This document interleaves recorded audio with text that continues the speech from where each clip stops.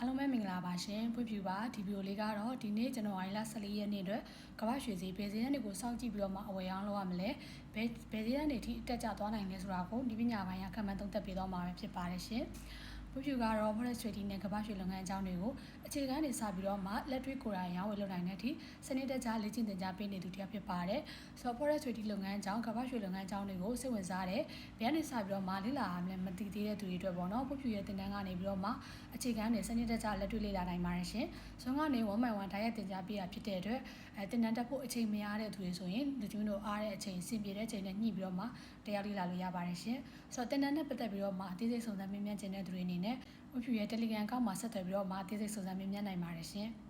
ဒီနေ့ဇန်နဝါရီလ14ရက်နေ့ဗုဒ္ဓဘူးနေ့မှာကမ္ဘာရွှေဈေးတောင်အဆကို4588ဈေးရန်နဲ့ဈေးစဖွင့်လာတွေ့ရပါတယ်။အခုလက်ရှိချိန်ထိစံချိန်တင်အမြင့်ဆုံးဈေးတန်း4639ထိတက်ထားပါတယ်။အနိမ့်ဆုံးကတော့4589ဈေးတန်းထိကျထားတယ်။လက်ရှိရောက်နေတဲ့ဈေးတန်းကတော့4629.28ပေါ့နော်။ဒီဝန်းကျင်မှာဈေးတက်ကျသွားနေတာဖြစ်ပါတယ်။ဈေးတွေဇက်တိုက်အတက်အားသာနေတဲ့ကမ္ဘာရွှေဈေးကဒီနေ့မှာစံချိန်တင်ဈေးတန်းတစ်ကိုတက်ပြီးတက်ခဲ့တယ်ပေါ့နော်။အမြင့်ဆုံး4639ဒါကကမ္ဘာရွှေရဲ့သမိုင်းတစ်လျှောက်မှာအမြင့်ဆုံးတက်ခဲ့တဲ့စံချိန်တင်ဈေးတန်းဖြစ်ပါတယ်။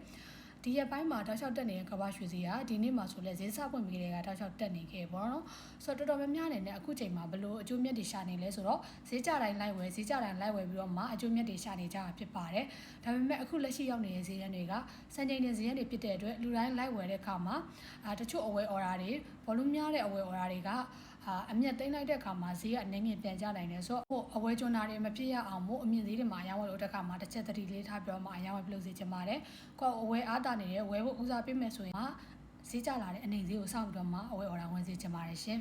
။မနေ့ကကမ္ဘာရွှေတရက်တာအပိတ်ဈေးရဆိုရင်လည်း4586ဈေးတန်းမှာပိတ်သွားခဲ့ပြီးတော့မှဒလီကန်ရကြည့်မယ်ဆိုရင်ဒါအကြကန်နေဖြစ်နေပေါ့နော်အကြကန်နေဆိုပေမဲ့အကြအားအရင်ကောင်းတဲ့ပုံစံမျိုးတော့မဟုတ်ဘူးပေါ့နော်ဒါပေမဲ့ဒီလိုအကြကန်နေပေါ်လာပြီးတော့မှနောက်တစ်ရက်ချတဲ့အချိန်မှာဈေးအကြအားကောင်းကောင်းနဲ့ပြန်လာတတ်တယ်ပေါ့နော်ဘာလို့လဲဆိုတော့ဒီရှေ့လွန်ခဲ့တဲ့2ပတ်ရှေ့လပေါ့နော်ဒီဇင်ဘာလမှာတော့ကဒီလိုပဲကမ္ဘာရွှေဈေးကတောက်လျှောက်အတက်အားတွေတာခဲ့တယ်တရက်တာမှာနည်းနည်းလေးအကြပြခဲ့ပြီးတော့နောက်တစ်ရက်မှာဆက်တက်တယ်ပြီးတော့နောက်ရက်ရောက်တဲ့အခါမှာပေပေါင်း200ထိတရက်ထဲနဲ့ကျသွားခဲ့တာဖြစ်တယ်ဆိုတော့ဒီလိုကျမဲ့အချိန်မှာလူချင်းမျိုးအနေနဲ့အဝယ်တွေဝင်ထားခဲ့မယ်ဆိုရင်ဒါအဆက်တွေကိုစားပြီးတော့မှအရှုံးတွေများသွားနိုင်တယ်ပေါ့နော်ဆိုတော့လက်တလောကာလမှာအဝယ်လုံးမဲ့တွေအနေနဲ့ကတော့တစ်ချက်သတိထားပြီးတော့မှပြုလုပ်စေချင်ပါတယ်ရှင်ဆိုတော့ဒီနေ့အတွက်ဘယ်ဈေးတွေကိုစောင့်ကြည့်ပြီးတော့မှအဝယ်ရောင်းလုပ်ရမလဲဆိုတာကိုဝှက်ဖြူနဲ့တူတူကန်နစ်တစ်ချက်စရာကိုကြည့်ပြီးတော့မှအလေးလာသုံးသပ်ပါမယ်ရှင်လက်ရှိကမ္ဘာရွှေဈေးကတော့4630ဝန်းကျင်ရောက်ရှိနေပါတယ်ဆိုတော့ဒီနေ့အတွက်အပေါ်မှာ resistance level တစ်ထပ်ပေါ်လာပြီပေါ့နော်ဘယ်ဈေးလေးလဲဆိုတော့4639.38ဒီဈေးရန်ဆုံးနေဖြစ်ပါတယ်ဒါကစံချိန်တင်ဈေးရန်ဒီထိတက်တာဖြစ်တဲ့အတွက်ဒီ level ကနေပြန်ကျတာဖြစ်တဲ့အတွက်လက်လောမှာ resistance level တွေနဲ့သတ်မှတ်ထားရပါတော့ဆိုတော့အဓိကဆောင်ကြည့်ရမယ့်ဈေးတန်းစုံကတော့ဒီ4639.38ဒီဈေးတန်းစုံဖြစ်ပါတယ်ဒီဈေးတန်းစုံကိုဒါ H1 Candle Body ရဲ့အတက်ကန်နဲ့ဒါဖောက်ပြီးတော့မှပိတ်နိုင်ခဲ့မယ်ဆိုရင်တော့နောက်ထပ်ဈေးတန်းတွေကိုထပ်ပြီးတော့မှစံချိန်တင်ရောက်ရှိသွားနိုင်တယ်ပေါ့နော်4650 52အဝန်းကျင်လောက်ထိ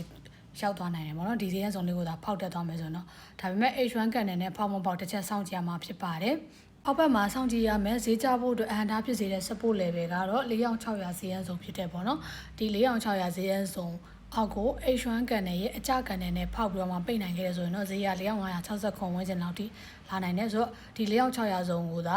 H1 ကန်နယ်ရဲ့အကျနဲ့ဖောက်မယ်ဆိုရင်တော့ရီဒိုအနေနဲ့အရောင်းအော်ဒါဝင်လို့ရမှာပဲဖြစ်ပါတယ်တကယ်လို့ဒီ4600ဈေးရန်စုံကိုဈေးပြန်ကျလာတဲ့အခါမှာဒီအောက်ကိုဖောက်ပိတ်နိုင်ခြင်းမရှိဘဲနဲ့ဒီနေရာကနေပြီးတော့မှပြန်တက်လာနိုင်ခြင်းလည်းရှိရပေါ့နော်ဆိုတော့ဒီနေရာကိုရောက်လာတဲ့အခါမှာအကြကန်နဲ့ဖောက်နိုင်ခြင်းမရှိခဲ့ဘူးဒီ4600ဈေးရန်စုံကိုမဖောက်ကျနိုင်ခဲ့ဘူးဆိုရင်တော့ပြန်ပြီးတော့မှအဝယ်ဝင်လို့ရမှာပဲဖြစ်ပါတယ်ဆိုတော့အနေသေးကိုအကြဆောင်ပြီးတော့မှဝယ်ခြင်းတဲ့သူတွေအနေနဲ့ကတော့ဒီ4600စုံကိုတစ်ချက်ဆောင်ပြီးတော့မှဝယ်လို့ရနေရာ confirmation ကိုဆောင်ပြီးတော့မှအဝယ် order ဝင်လို့ရပါမယ်ရှင်အရောင်းဝယ် order ဖွင့်တဲ့အခါမှာကိုယ့်အကောင့်ထဲမှာရှိတဲ့ deposit နဲ့ကိုက်ချင်မဲ့ lot size ကိုအမြဲတမ်းစစ်ပြီးတော့မှ lot size ချိန်ပြီးမှဝင်စေချင်ပါတယ်ပြီးတော့ကိုယ်ကပဲသတင်းတွေလောက်ထိအရှုံးခံနိုင်ပါလဲပေါ့နော်ဒီကိုအရှုံးခံနိုင်တဲ့ပမာဏလောက်ကိုတစ်ခါတည်းသတ်မှတ်ပြီးတော့မှ TPS ဆန်တစ်ခါတည်းထားပြီးတော့မှအရောင်းဝယ်ပြုလုပ်စေချင်ပါတယ်ရှင်ဒီလိုစံချိန်တင်ဈေးကနေရောက်ရှိနေတာဖြစ်တဲ့အတွက်ရောင်းမဝယ်မတွေနေနိုင်သမျှနဲ့အောင်တခြားလေး view site ပြီးတော့မှအဝယ်ရောင်းပြုလုပ်စေချင်ပါတယ်အခုလိုမျိုးကမ္ဘာရွှေကိုအရောင်းဝယ်ပြုလုပ်ဖို့ရအတွက် trading ကောင်းမရှိသေးတဲ့သူများအနေနဲ့ပို့ပြစီမှာ trading ကောင်းလာရောက်ပြီးတော့မှဖွင့်လို့ရပါတယ်အခုချိန်မှာ 100% credit bonus ပေးနေတာဖြစ်တဲ့အတွက်ဒေါ်လာ100 trading ကောင်းဖွင့်မယ်ဆိုရင်တော့ total 200ရရှိမှာဖြစ်ပါတယ်ဒေါ်လာ900ကောင်းဖွင့်တဲ့သူတွေက total 1000နဲ့ထွက်ရမှာဖြစ်ပါတယ်ဆိုတော့အရန်တန်တဲ့ promotion ကာလမှာ trading ကောင်းဖွင့်ထားခြင်းတဲ့သူတွေအနေနဲ့ကတော့ပို့ပြ Telegram ကောင်းကနေဆက်သွယ်ပြီးတော့မှစုံစမ်းမြင်နိုင်ပါတယ်ရှင်ဗီဒီယိုလေးကိုဆုံးဖြတ်ကြည့်ပြီးတဲ့အတွက်အားလုံးကိုကျေးဇူးတင်ပါတယ်